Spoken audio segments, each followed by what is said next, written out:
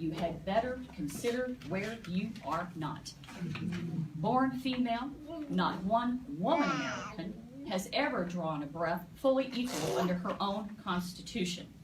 Our Constitution is the highest, most formal statement of the human rights principles of America.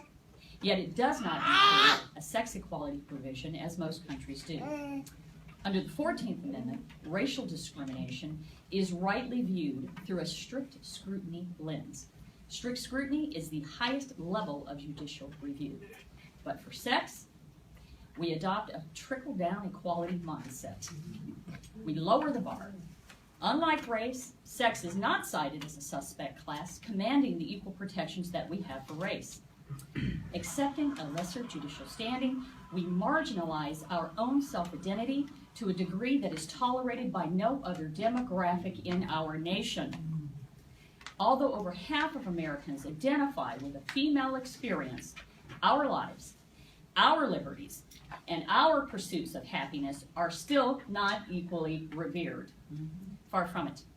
We are witnessing the greatest upheaval of women's rights in several generations.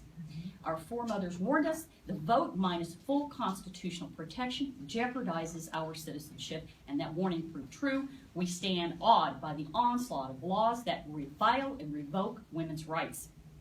Alice Paul, one of the champions of the voting movement, knew that the laws protecting the rights of women could be revoked.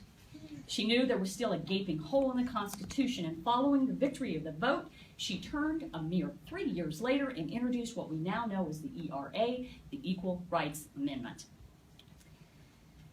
That amendment boldly challenged the shortcomings of the 14th Amendment. In fact, when the Women's Equality Day celebration was first proclaimed in 1971, it commemorated winning the vote, but it took up where Alice left off, calling for the continued fight for full equal rights.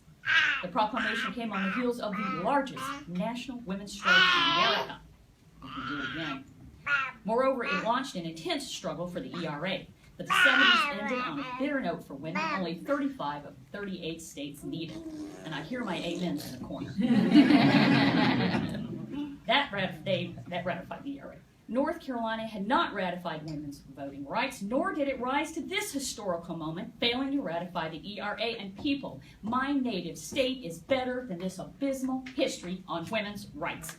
I invite you on Friday to march with us to commemorate the vote and to create a new reality. A reality where women are not part-time equals in a full-time world. We are rising up, and this year, after more than 30 years, the ERA walked back onto the North Carolina's historical stage. It was refiled in our General Assembly by Representative Fearless Concan and Senator Floyd McKissick. S-184 is still viable, sitting in the Rules Committee, and to the committee members, your silence is consent to the suppression of women's equal rights. We are taken to the streets, but also to the polls. We will vote like our citizenship depends on it, because it does.